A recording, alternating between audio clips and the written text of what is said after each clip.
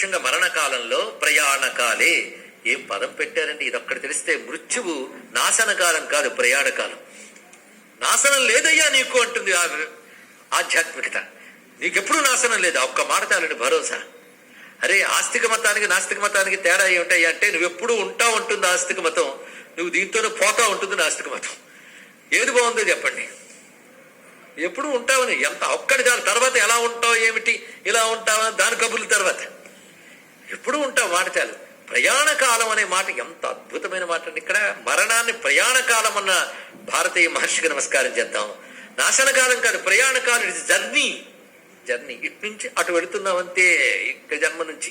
దీన్ని తృణజలూక న్యాయం, నేను చెప్పుకున్నా. తృణజలూక న్యాయం ఒక పురుగది.